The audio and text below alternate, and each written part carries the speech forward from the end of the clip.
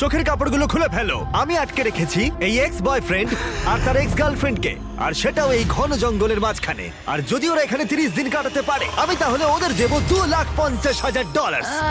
I hate you. Grant আর Ashley একটা সম্পর্কে ছিল, তারপর গ্র্যান্ট ন্যাশনাল টেলিভিশনে এই সম্পর্কটা ভেঙে দেয়। তোমায় আমার একদম ভালো লাগে না।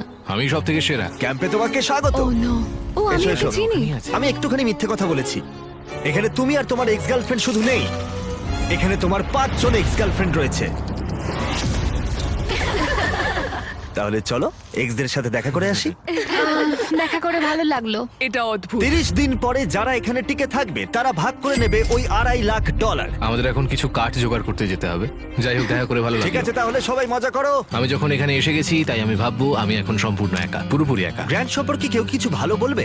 ও আমার জন্য একটা গান লিখেছিল। ও আমার জন্যও গান গেয়েছে। ও আমার জন্য একটা গান লিখেছিল, কিন্তু পরে অন্য মেয়েকে শুনিয়েছিল। আমি যথাসম্ভব চেষ্টা করবো এখানে যতটা সার্ভাইভ করা যায়। যখন ও নিজেই আগুন জ্বালাচ্ছিল, তখন ওর এক্স গার্লফ্রেন্ডরা ওকে নিয়ে গুজব ছড়াচ্ছিল। সবাইকে দেখায় ও খুব ভালো, এমন করে যেন ও সবেতে পারফেক্ট। আচ্ছা, আমরা এই বিষয়ে আর কত গল্প করব? আর এই গল্প ঘন্টার পর ঘন্টা চলতে থাকে, এমনকি রাত পর্যন্ত। সত্যি বলতে আমার ওর মুখটাও আর দেখতে ইচ্ছে করে এই না। কারণেই আমার মেয়েদের খুব ভয় লাগে। আমার মনে হয় না তুমি এই কারণেই অবিবাহিত। জিমি, এটা প্রতিটা ছেলের একটা দুঃস্বপ্ন। আর এই অবস্থা আরো খারাপ হলো। হাই। হাই। হ্যাঁ, তাহলে তোমরা কি করতে চাও?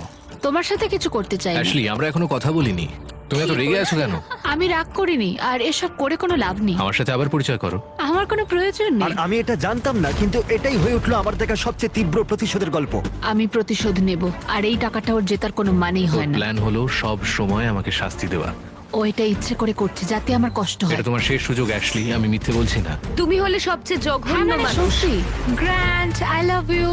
এদের মাথা খারাপ হয়ে গেছে। সবার তাহলে প্রথম রাত কেমন কাটলো? আমাদের খুব বেশ ভালো সময় ভালো। কাটছে। হ্যাঁ। বেশ ভালো। এখানে যেহেতু তোমরা 24 ঘন্টা কাটিয়েছো, তাই প্রত্যেক দিকে একটা করে সিক্রেট আছে। আমার ভয় আচ্ছা, করছে। আমার সাথে এসো গ্র্যান্ড। প্রত্যেক 5 দিন অন্তর তুমি ওদের মধ্যে একজনকে এলিমিনেট করে বাড়ি পাঠাতে পারবে, যতক্ষণ না একজন বাকি থাকছে।